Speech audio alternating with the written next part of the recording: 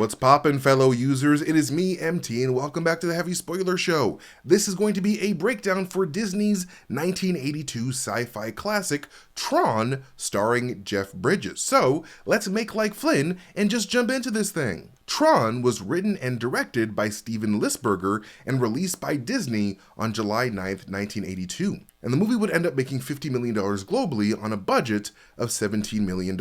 And while those numbers aren't terrible whatsoever, they would still prove disappointing to Disney as a company. However, those who did see the film loved how it transported them into a beautifully backlit cybernetic world that they've never seen before. The 55th Academy Awards would acknowledge Tron with Best Costume Design and Best Sound nominations, but would end up losing to Gandhi for costumes and E.T. the Extraterrestrial for sound. The movie probably would have won an Oscar for special effects if it wasn't disqualified from doing so, because apparently back in the day, they only really acknowledged special effects that were done practically, figuring that the use of computers to help enhance a movie's look was considered cheating and not actual art. Oh, how times have changed! Now Hollywood is trying to replace all actors with computer-generated AI mother effers. Gotta love it. Actually, a ton of animators at Disney at the time chose to boycott working on the film because they felt threatened about the very real possibility of computer-generated art becoming the industry norm, putting them out of work. But yeah, this Tron movie and the entire franchise as a whole would not exist were it not for the groundbreaking revolutionary video game that was Pong, because back when Pong was released in 1972, everyone went crazy for it, and when director Steven Lisberger first got into Pong, he instantly fell in love with video games as a whole. Video games, along with the classic Alice in Wonderland story, inspired Steven's imagination to begin fantasizing about what would happen if someone found themselves suddenly thrown into a virtual world. And what sucks is how Disney would give up on making live-action movies for a full decade after Tron didn't perform as well. They felt like making live-action films were far too risky because their 1979 movie, The Black Hole, also bombed. So after Tron, Disney decided to focus primarily on their strengths of making animated films, eventually ushering in an animated movie golden age that made growing up in the 90s extra magical for old balding fossils like me. But what can make your life even more magical than my childhood is our amazing selection of nerdy clothes over at the Heavy Spoilers merch store. We've got dope new shirts inspired by only the hottest properties out right now, like our new Prey to None shirt inspired by Predator, our Perfect Organism shirt inspired by the Alien franchise, or even our new 2:17 a.m. shirt inspired by the critically acclaimed movie Weapons. We've got all sorts of fun designs over at the website, and we are constantly making more. So check out our extensive collection of nerdy merch over at the Heavy Spoilers merch store today. Steven Lisberger's love of video games would be matched by his love of backlit characters. At one point, his animation studio would create an animation of an entirely backlit electronic studio mascot that would ultimately become the basis for Tron. John did a drawing of a line character, and then we transferred it to Codalith and we backlit it. And that test was this liquid neon character, and he was electronic. And since he was electronic, we nicknamed him Tron. In his first carnation, just this little test, he smashed these two discs of light together, and they exploded and circled around and came back.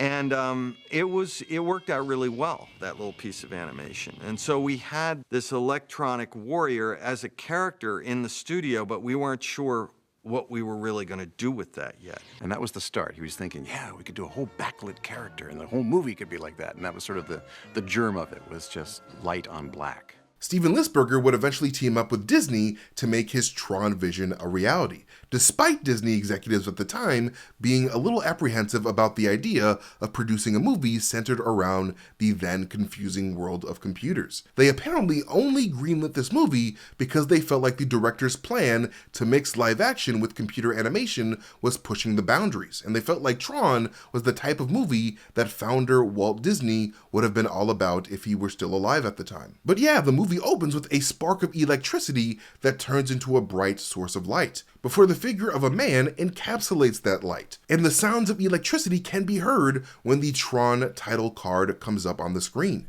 Using the visuals and audio of electricity during this opening is super fitting considering the origins of the Tron name, as Tron is of course derived from the word electronic. The movie then goes on to show us the exterior of Flynn's arcade, which is actually the whole building based out in Culver City, California, originally built as a hospital in the 1920s. And when we head inside, we can see how Flynn has filled his arcade with immensely popular arcade games, some of which Flynn made his own damn self with his big nerdy brain. Some of the arcade machines that we can see in Flynn's arcade over the course of the movie include Space Invaders, Battlezone, Space War, Super Bug Spring 2, Scramble, Asteroids Deluxe, Berserk, M79 Ambush, Zero Hour, Atari Basketball, and of course, Space Paranoids and Light Cycle.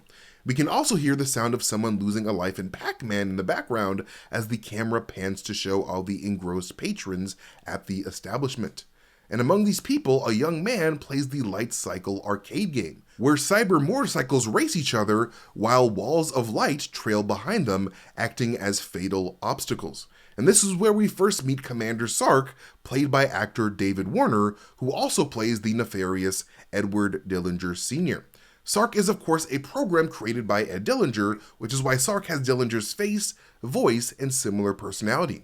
And before David Warner was cast as Sark, Steven Lisberger and his team offered the role to actor Peter O'Toole. But O'Toole would turn down the role because he felt like the production's lack of physical sets was too damn weird and ridiculous. And to be fair, the experience was also pretty damn new for the cast of the film as well. It really brought me back to much more of a theater experience.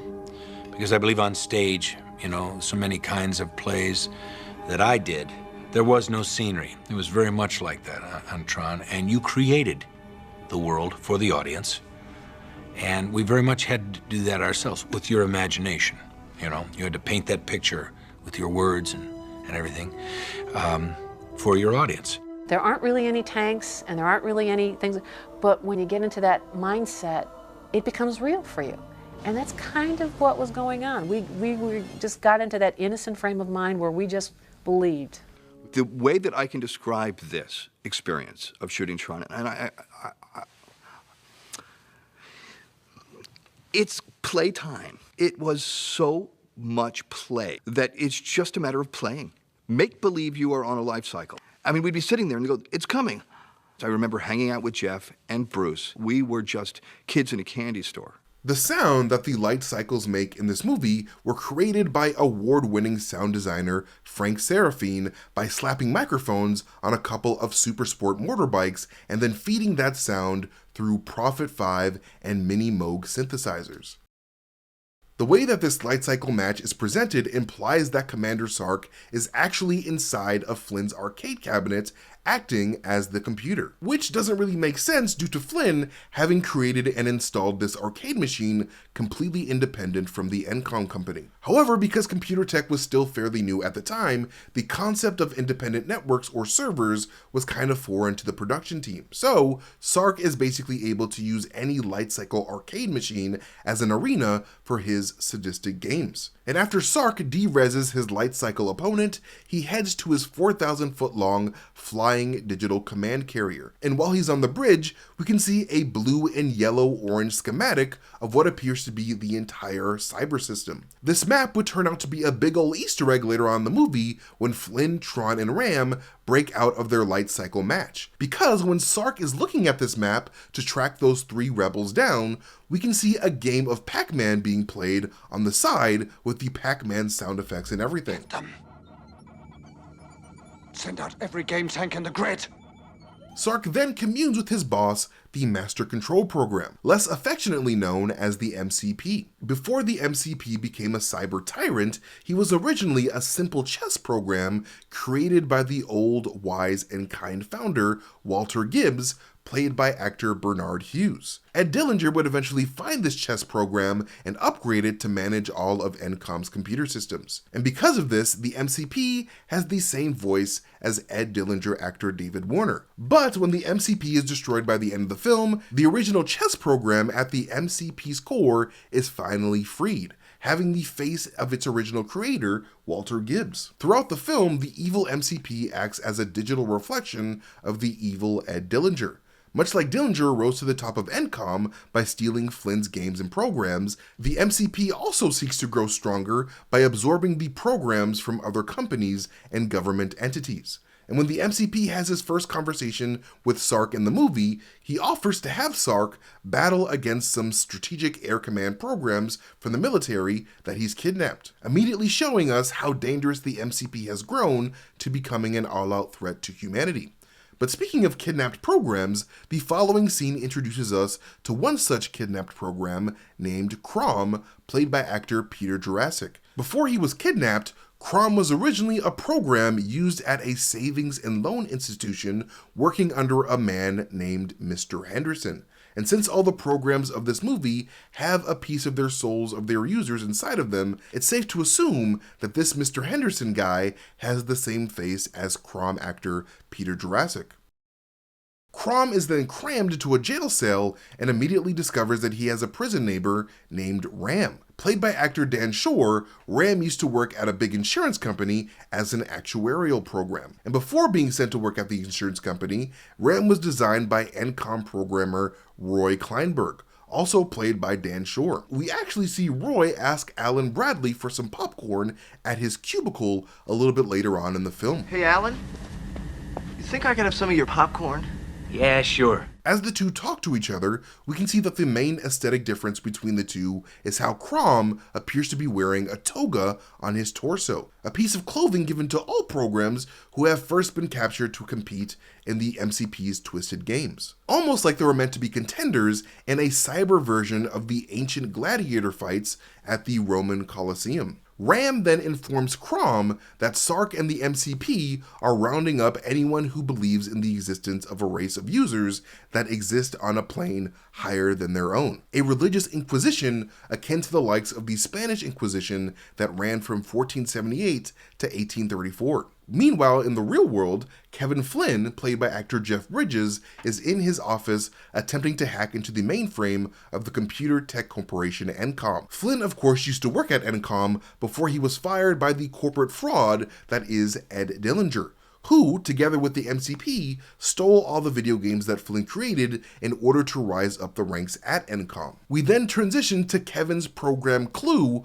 operating a light tank in order to do a little bit of cyber hacking. Normally, a light tank is a vehicle manned by 3 cyber people. One program to serve as a gunner, another as the driver, and a third command program in charge of communications. Now, if you've seen this movie, then you probably notice how most of the shots within the computer world are quite static, with little to no movement of the camera whatsoever. This was done because it was a lot easier for the animation team to animate the glowing backgrounds of non-moving shots as opposed to moving ones. And one of the few exceptions to this was the interior of these light tanks, as those backgrounds were fairly simple for the animators to work with while the camera was moving. Clue, whose name stands for Codified Likeness Utility, is Kevin Flynn's most prized hacking program, also played by actor Jeff Bridges, but with a different tone of voice and personality. As opposed to the 2 programs Crom and Ram that we saw earlier, the lining of Clue's circuitry is colored yellow instead of blue. This, of course, was a deliberate choice so that the audience could generally differentiate as to where a program originated from. Programs glowing with yellow circuitry usually mean that they were programs created by Kevin Flynn himself outside of any Encom computer networks. And if you're a program that glows red, then you originate from the Encom network and serve the MCP, while blue programs are neutral-free programs that were created by entities outside of Flynn and Encom entirely. But yeah, while Flynn is in his office, we see him sipping on a drink in a mug, something that his digital counterpart Clue is doing as well as he operates his light tank. And helping Clue in his light tank is his own personal Jiminy Cricket named Bit. And because Bit is a binary entity that purely operates on ones and zeros, they are only able to reply to a program's questions with a yes or a no. And even though Bit is just a weird, continuously changing polyhedral being, he was originally imagined as a floating ball with a face, just like John Norton's concept art depicts here. Clue eventually navigates his way into Encom's high clearance memory, where we can see the red beam of the MCP shining in the distance.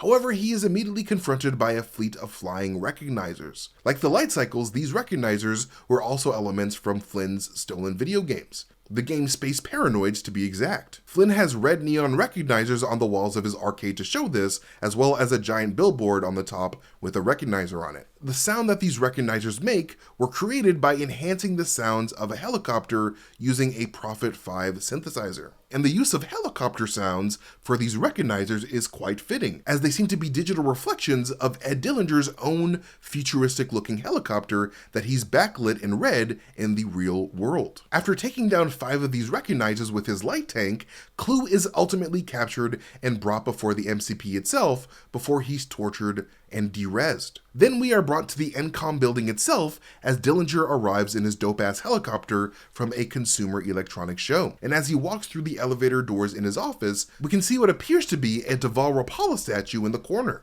Deval Rapala literally means door guardian in Sanskrit, and they were typically depicted as scary-looking demon giants that stood guard outside of Buddhist and Hindu temples in the past. Having this statue accompany Ed Dillinger's first appearance as he steps out of this elevator is appropriate because it reflects how both Ed Dillinger and Sark act as door guardians to protect the sacred master control program.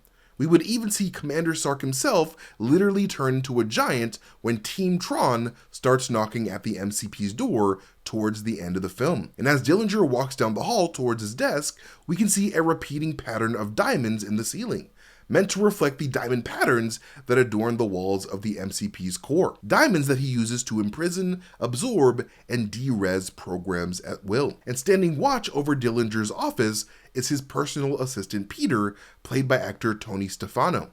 And again, because the cyber world reflects the real world, in a similar fashion, Tony Stefano would also play Commander Sark's lieutenant that Sark likes to verbally abuse. Dillinger then talks with the MCP before learning that Flynn is attempting to hack into Encom to find a file that proves that he is the true designer of the games that launched Dillinger into his senior executive's chair. And I'm not sure why Dillinger didn't just have that data deleted in the first place instead of storing it inside of the MCP's memory, so that they didn't have to worry about it, but Dillinger likely didn't think about doing this because of his chronic medical condition of being stupid as hell. In response to this, Dillinger decides to revoke access to the Encom servers to everyone in Group 7 until they can find traces of Flynn's attempts at corporate espionage. And that, of course, includes Alan Bradley, played by Bruce Boxleitner. Bruce also plays his own security program, Tron, who Alan was attempting to work on well after work hours, as we can see that he gets his access revoked message at 6:32 p.m. on Wednesday, September 22nd, 1982. If the MCP is supposedly so damn smart, he would know that you do not need to use PM or AM if you're using military time. But I digress. Alan Bradley is actually based on renowned computer scientist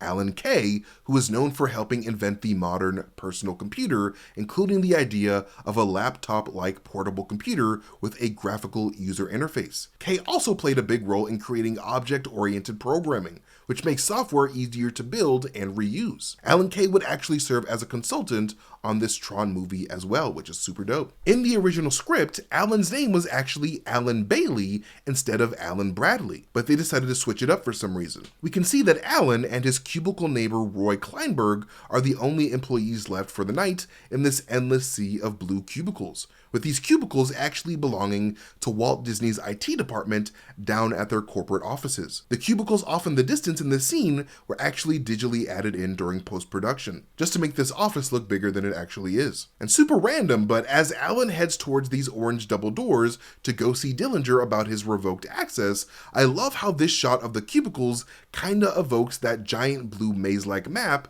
of the entire system that Commander Sark has on his ship. The orange door at the center of it all kind of feels like the giant yellow-orange circle at the center of Sark's schematic as well. Arriving at Dillinger's office, Alan is immediately asked what he's working on that requires access to Encom servers. Alan then informs Dillinger of his Tron project aimed at eliminating any unauthorized contacts between Encom and other outside parties. A program like this, of course, is not going to fly with the MCP and his favorite hobby of doing some light program kidnapping. And I really enjoy how Dillinger's entire office is coated in this dark blackness, because it kind of reflects Commander Sark's own dark cybernetic world. And speaking of, in the early stages of production, there were initially plans to shoot the computer world scenes with an all-white background as opposed to the black background that permeates the entire cyber world itself. However, because shooting with white backgrounds would prove to be extremely costly and complicated with lighting, they felt like shooting in low light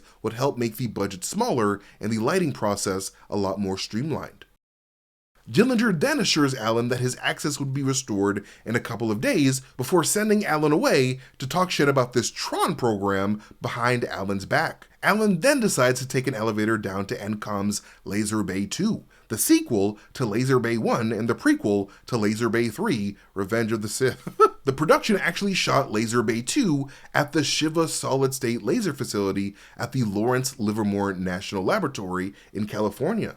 These lasers could apparently generate 28 trillion watts of raw power using nuclear fusion. Tron arrives at Laser Bay 2 just in time to see his girlfriend, Laura Baines, played by actress Cindy Morgan, celebrate a successful digitizing and reassembly of an orange. Cindy Morgan also plays her own program named Yori, who helps run the software functions of the Encom digital laser from the inside. And when the orange is actually being brought back from being digitized, we can see Yori's name in computer text to the right of the screen to point to this. And on the left of the computer screen during that moment, we can see the words MCP control written as well, showing that the MCP is also involved in the functioning of this laser as it is in all of the functions at Encom, which is why the MCP is able to use this laser to digitize Flynn later on in the film. Yori also works for the MCP as a digital simulation engineer who helps the MCP with generating and derezzing digital objects like the Solar Sailor. Laura celebrates this scientific breakthrough along with her colleague Walter Gibbs, the founder of the Encom Corporation, played by Bernard Hughes like I mentioned before. And Bernard Hughes also plays his own program Dumont, with Dumont's main function being to help send information between the programs in the computer world and the users. Much like how his creator Gibbs is focused on sending information like oranges into the digital realm. When Alan chats with Laura and Walter about their progress, we can see that all three of them have a little bit of blue on their outfits, much like their program counterparts, which is a really nice little touch by the costume team. When Laura learns that everyone with Group 7 access has been locked out of the servers, she immediately suspects that her ex-boyfriend Kevin Flynn is attempting to hack into the Encom servers once again. So she convinces Alan to pay Kevin Flynn a visit at his arcade. When the two arrive at the arcade, the song Only Solutions by Journey plays as the camera does a pan around to show how packed the arcade is. And during this pan, we can actually see director Steven Lisberger himself make a quick little cameo as this guy dressed in black that briefly greets this woman in blue with a hug. The two quickly find Flynn with a crowd of kids around him as he shoots down some recognizers and space paranoids, much like we saw Clue doing at the start of the film before he was derezzed. Having a bunch of arcade games on set was a blast for the actors, especially for Jeff Bridges himself, who became addicted to playing arcade games between scene shoots. Lisberger, he did something that a more seasoned director I can't imagine doing.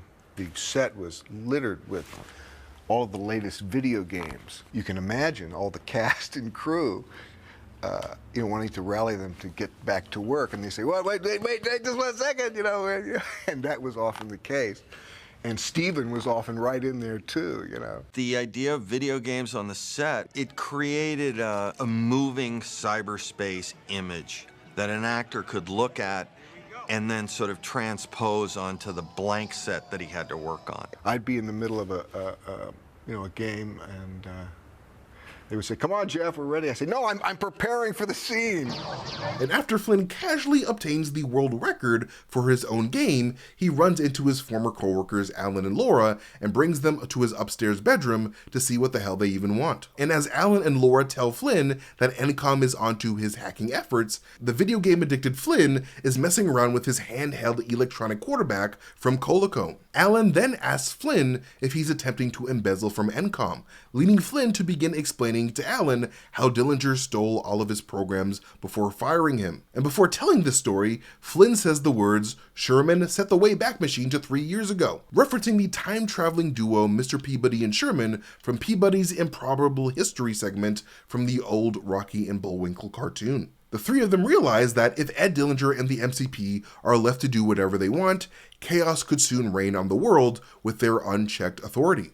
So they resolve to break into Encom to help Flynn gather the evidence that he needs to take Dillinger down. And on their way there, Laura's colleague Walter Gibbs decides to confront Dillinger about how everyone in Group 7 had their access revoked, lamenting about how the senior executive is prioritizing the desires of an artificial intelligence over the requests of his human employees, something that we're beginning to see today in the big 2025. Dillinger then threatens to fire Walter before Walter tells him that even if he and Alan are removed from the system, a piece of their spirits live on in every program that they've made, which is true, and why the old founder of Encom has two programs that look like him in the form of Dumont and the original MCP program. And after Walter leaves, the MCP casually tells Dillinger that he's planning on stealing military programs and intel from the Pentagon itself, which again is something that the MCP implies to Sark earlier in the film when he offers Sark military programs to compete against in the game grid. When Dillinger attempts to object to this,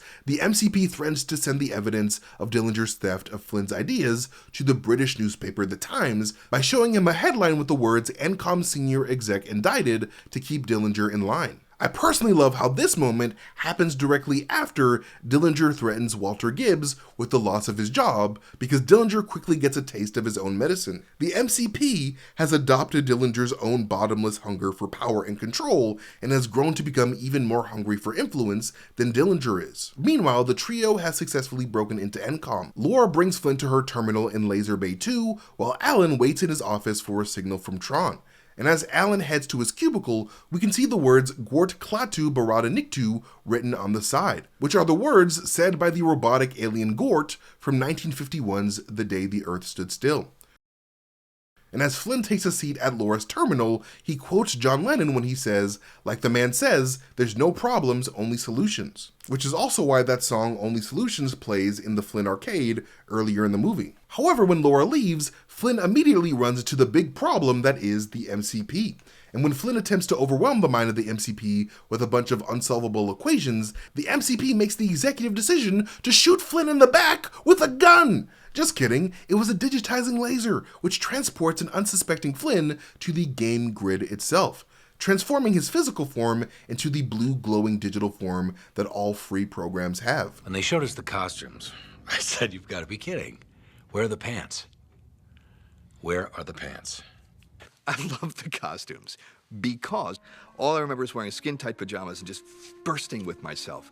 And in walks Cindy Morgan in her skin-tight pajamas. When I found out what I was wearing, I disappeared for a day. And the AD, the assistant director, kept calling me and said, "Where are you?" And I said, "I'm at the gym, and I'm not leaving until I lose 5 pounds." And I did. The costume was very revealing. They drew lines on it to enhance or diminish figure stuff, you know. So I put on the suit, and I actually literally came on the set in this big sound stage, and there were people drawing lines on my suit while I was wearing it. It was an interesting experience. One of the more painful things about the show as well was a dance belt. I had to wear a dance belt, and it's very much like a jock strap, except instead of having 2 straps in the back, you have 1. Well, the girls all know about this. This is, I guess it's a G-string, isn't it?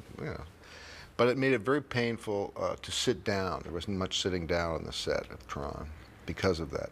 And like I said before, because Flynn is a new recruit to the game grid, the MCP has given him a little toga for his cyber torso, which was a very generous gift. The reason why Flynn's skin looks grayer than it does in the real world is because the production actually filmed all of these scenes set in the cyber world completely in black and white, just so that they could add color to the costumes and backgrounds with post-production animation. Flynn is then sent to the holding cells where he meets both Ram and Tron, who have cells next to one another like their human creators have cubicles next to each other. But just as soon as Flynn is brought to the cells, he's taken right out to join a line of 11 other captured programs to be addressed by Commander Sark himself. Sark then tells the group that they will all be forced to play video games until they die if they do not renounce their belief in the human users, promising those who do a spot in the MCP's elite army. Sark also introduces the group to the concept of circular singular identity discs, which record the every action and thought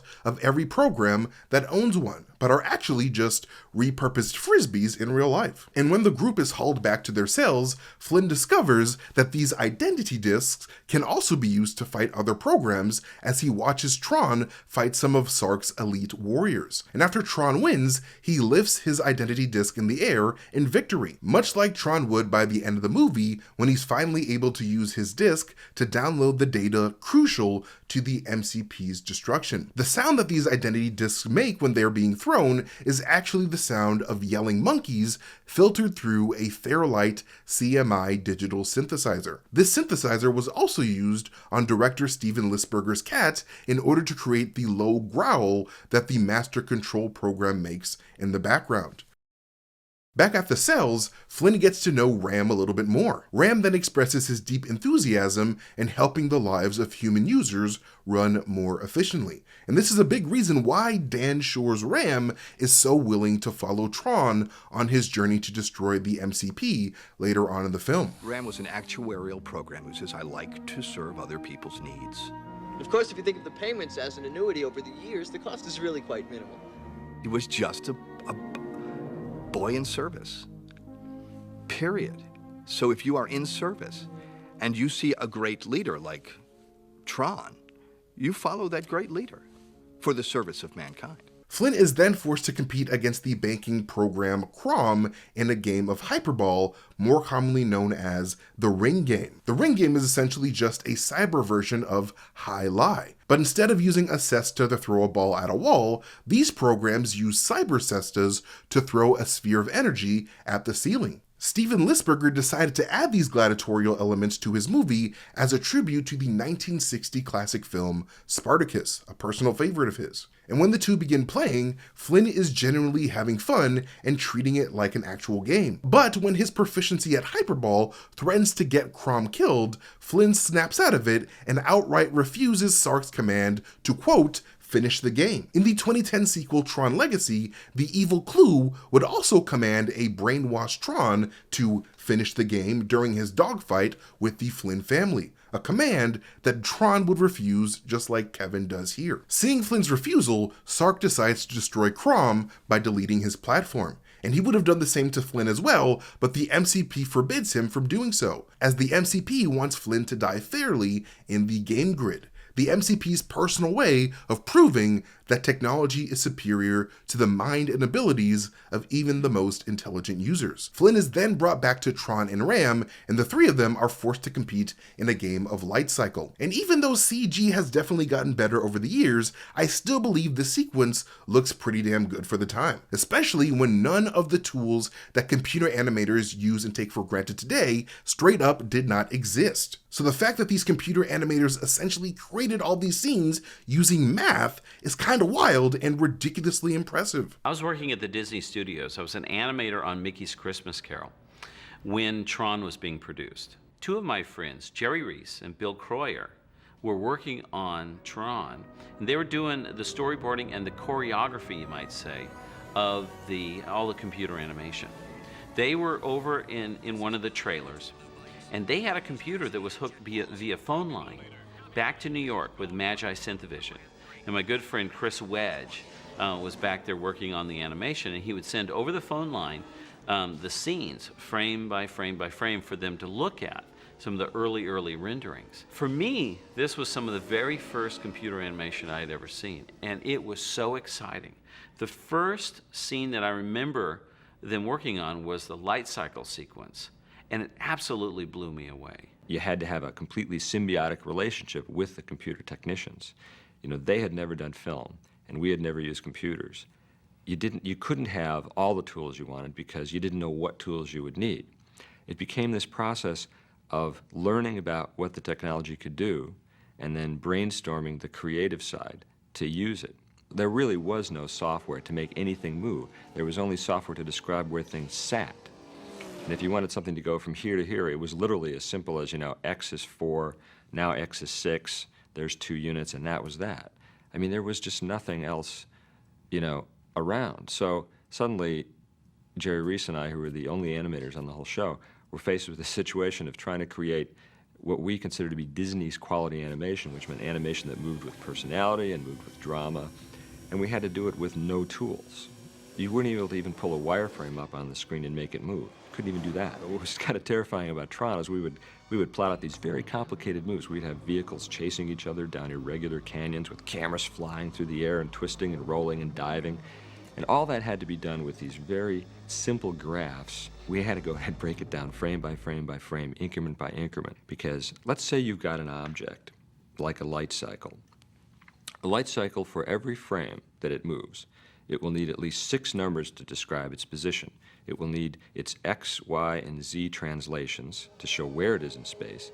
And then it will need its yaw, pitch, and roll to describe how it's tilting. So that means for 100 frames, you need 600 numbers of data. 100 frames is 4 seconds. So you need 600 numbers to describe where it is. Now you can imagine us sitting around writing 600 numbers for 4 seconds for one thing, right? So what we would do is we would figure out on graph paper, okay, the light cycle is going to start here on frame 1, and then 3 seconds later on frame 72, it's going to be over here, and it's going to travel an S curve. So gee, if I just take frame 1, frame 20, frame 60, and frame 72, I'll just take those 4 frames, I'll run down the hall, I'll plug those into the Oxbury computer thing, I'll hit a button, and all these numbers will come up. And then I just sat there with my exposure sheet, and I wrote down all 600 numbers on an X sheet. And we gave these guys at the computer company these exposure sheets with 6 rows of numbers for every single frame. And they went and they hand programmed them in. They typed them in. There was no way to just like download it. You know, you didn't have a floppy disk you could put it on. You just, you typed it. Come on, you scuzzy data, be in there. Come on. And then the very, very first time we would see it move would be in 70 millimeter on the stage. And it's even crazier to think that the computer that the production used to bring a lot of these special effects to life only had a hard drive that could store 330 megabytes. That is the equivalent of 103 minutes of songs on your phone, or the amount of data that you would use if you watched TikTok for around 14 minutes. But yeah, after Tron gets one of his light cycle opponents to crash into the wall, Flynn takes the opportunity to use the crack in that wall to escape the game before Tron and Ram follow suit. Sark then sends his recognizers after the group, ships that Tron refers to as demons, an appropriate word usage considering how Sark and the MCP are red-clad enemies of the holy users, effectively making them demons. And after evading the recognizers, the group are then pursued by the system's pursuit force in light tanks. And unlike the other soldiers of the MCP, the members of the pursuit force glow green. And this was actually a change made late in the script writing process, and it's a change that I personally believe could possibly reflect the color of the new military programs that the MCP may have started stealing from other networks. But that is just my personal headcanon anyway. The trio then managed to ditch the light tanks for the time being before finding a pool of pure electronic power that charges up their circuitry. Now juiced up with that high-quality H2O, Tron begins to feel the presence of his user, Alan 1, and bolsters his resolve to reach the input-output tower to communicate with him. However, when the 3 of them hop back on their light cycles, they are immediately chased by the MCP's light tanks yet again, leading to the separation of Tron from his buddies. And grabbing an injured Ram, Flynn manages to flee from the scene before the pursuit force is able to notice that they survived. Flynn and Ram end up making their way to a cyber junkyard and climbing into a busted-up recognizer. And while taking a nap inside, Flynn accidentally discovers that he has special powers as a user that allow him to bring a completely inoperable recognizer vehicle back to life. A likely byproduct of Flynn having powered up his circuits by drinking from the pool of pure power that the trio ran into before. And shortly after discovering his new powers, Ram would begin dying over his light tank injuries. And during his last moments, Ram says the words, "Oh my user," like someone would say the words, "Oh my God," before realizing that Flynn himself is one of these gods from beyond. And after finally having met one of his beloved users, Ram then dies with a smile. And seeing that the Recognizer has similar controls to the Space Paranoids game in his arcade, Flynn is able to fly his junked Recognizer around the grid while occasionally bumping into a few things along the way. And during his trip, he is magically visited by Bit, who escaped earlier in the movie right before his former master Clue was arrested by MCP PD. And because Flynn looks exactly like Clue, Bit believes that Flynn is Clue himself. And while driving his recognizer like a drunk man, Flynn makes a sharp turn that Bit hilariously criticizes. And while doing so, we can actually hear the sounds of tires screeching, which is kind of funny considering that this big old weird machine has no wheels whatsoever. Flynn then accidentally crashes the vehicle, forcing him to use his special user powers yet again to will the recognizer back into its original form. This is our first look at Flynn's godlike power that the character would flex even more when he's older in 2010's Tron Legacy. And speaking of this older Flynn and Bit, even though Bit disappears completely after Flynn wrecks his recognizer for the second time, we can still see that Bit's short time with Flynn had made an impression on him, as the Kevin Flynn of Tron Legacy has little Bit figures in his home. And when Flynn crash lands, he notices that none of the programs around him really give a damn about the big crash whatsoever, straight up not even acknowledging his existence. This is because these are simple data pusher programs, far less autonomous robotic beings that exist purely to push specific types of data from one program to another. Not quite advanced free-thinking programs like Tron, but also not overly simplistic binary beings like Bit. Meanwhile, Tron then reunites with his beloved Yori, waking Yori up from the trance that her and her fellow simulation engineers are under while generating a solar sailor for Commander Sark's purposes. And fun fact about Yori's costume, Yori actress Cindy Morgan would eventually end up trading her Yori costume for a fancy Lexus, which is kind of crazy to me because I definitely feel like she could have gotten a lot more than a Lexus if she held onto that costume for just a little bit longer, but that's just me. Yori's costume is actually a big reason why Cindy Morgan got the job only a few short days before her first day of filming. A bunch of actresses that auditioned for the role of Yori were instantly turned off at the prospect after trying on her skin-tight, revealing costume. Tron then convinces Yori to play a little hooky, and the two of them venture off to find the input-output tower so Tron can communicate with Alan Bradley. And as they flee from the MCP's forces, Tron throws his identity disk at one of them, causing that soldier to do a little spin before he is de-rezzed. A popular thing that classic video game characters and enemies used to do when they died, like in the case of Mario in the original Donkey Kong game from 1981.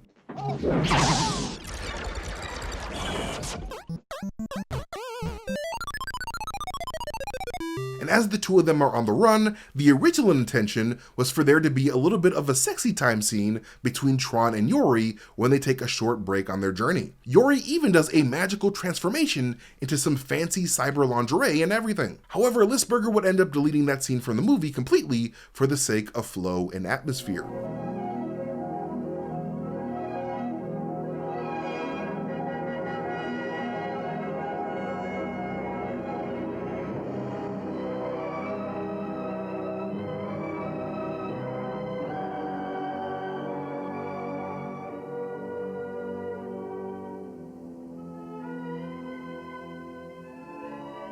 Going to get to the I.O. tower. Imagine this is the domain.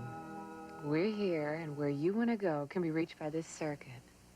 And if we follow it all the way... What you're going to see is a scene that was deleted between Tron and Yori, which was cut from the film because at the time we felt it might be a little too sentimental. And Sid Mead designed this very cool apartment. And there's some amazing effects that have to do with what it's like for them to have this moment.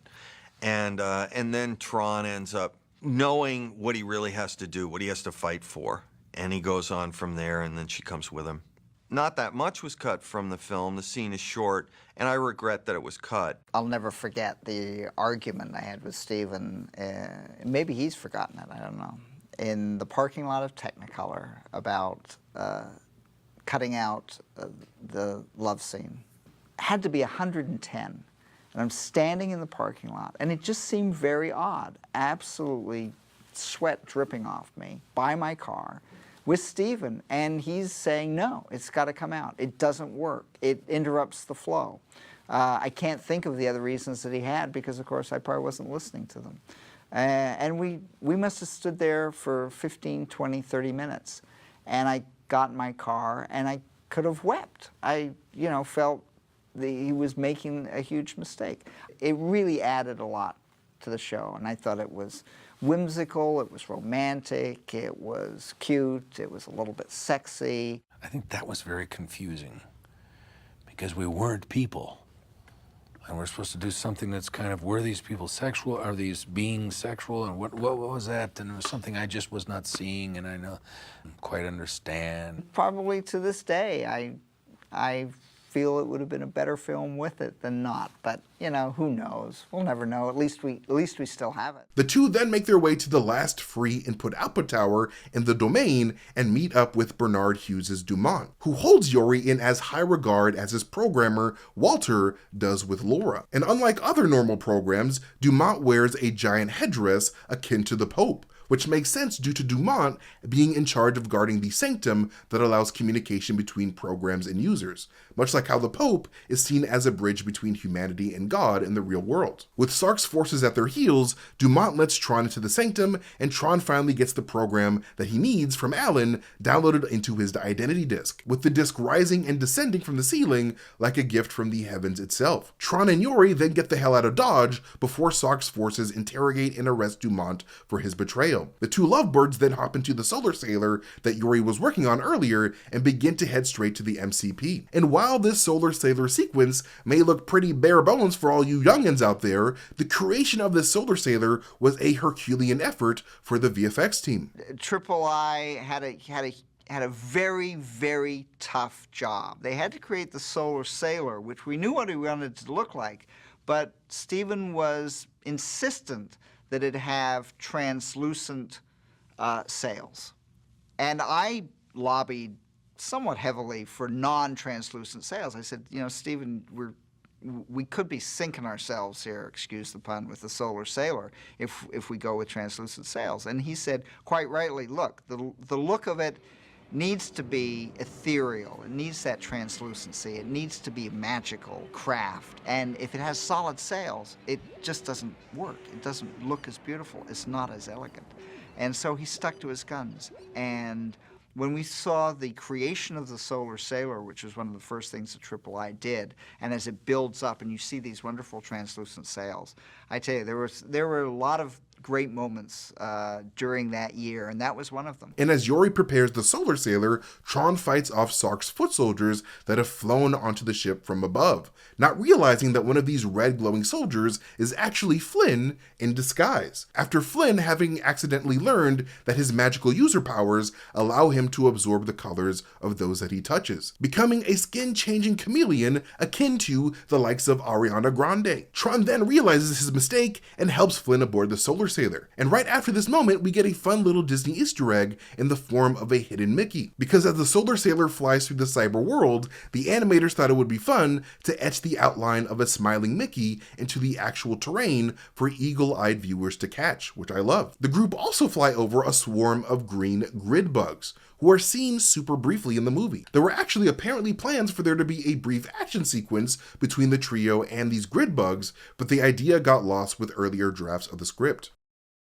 However, even though Flynn is able to flex his special user powers yet again to help the group escape from the pursuit of even more recognizers, the solar sailor would still end up colliding with Sark's carrier ship, leading to the capture of Flynn and Yori. Sark then decides to leave Flynn and Yori on his carrier ship while he takes Dumont and his other prisoners to the MCP and a smaller escape craft, not knowing that that sneaky bitch Tron was aboard with him to shove a frisbee up the MCP's ass. And after Sark hooks up his prisoners to be siphoned by the MCP, he's immediately confronted by Tron, leading to a fierce game of ultimate frisbee between the two of them. Tron eventually throws his identity disk straight at Sark's head, killing him and revealing his evil cyber brain. And even though the production made Sark's brain out of loose parts from the inside of a clock, this imagery was apparently so graphic that it pushed Tron from being a rated G affair to being full-on PG. And thank God, because every time I watch that scene, I simply have to call my mother for some parental guidance because it is simply too much for my virgin eyes to handle. But one thing I really love about Sark's initial death here is how Tron effectively destroys Sark's brain 2 times. Once by destroying his identity disk that stores all of his memories before cutting through his actual head. 2 birds with 1 stone. But with his demise at his doorstep, the MCP is forced to give Sark all of his powers so that he can become a giant and squash Tron like the bug that he is. But little did the MCP know that Flynn and Yori were still alive and well on the carrier, I mean, yes, Yori almost did die from the injuries that she sustained from the crash, but Flynn would use his magical user powers to revive her. And if director Steven Lisberger got his way, he would have reshot this scene in order to have Flynn briefly turn Yori into an actual human, changing her body of circuitry into a human body like Laura's. But we would not see something like that happen with a female program until the character Cora is brought to the real world at the end of Tron's 2010 sequel, Tron Legacy. And after making their way to the outside of the ship, Flynn tells Yori that he's about to jump into the MCP, leading the two to share a passionate kiss for good luck, partly because a piece of Flynn's ex-girlfriend Laura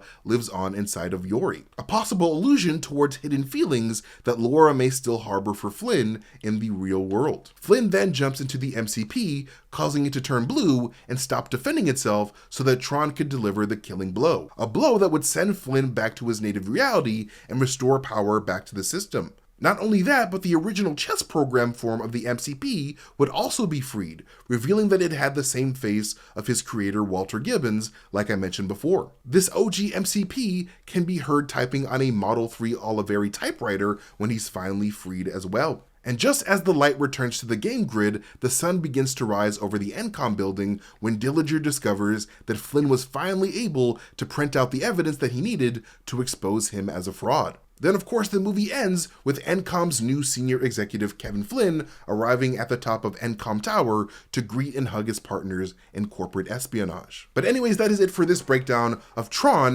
1982. Let us know what you guys thought of this movie in the comment section down below. But like always, you guys can follow me at Mastertainment on YouTube, Instagram, Twitter, Blue Sky, wherever I am on the internet, but most importantly, follow Heavy Spoilers here on YouTube by hitting that subscribe button and maybe even hitting that like button if you guys enjoyed the video. But like always, I've been MT, you guys have been amazing, and I'll catch you users some other day. Peace.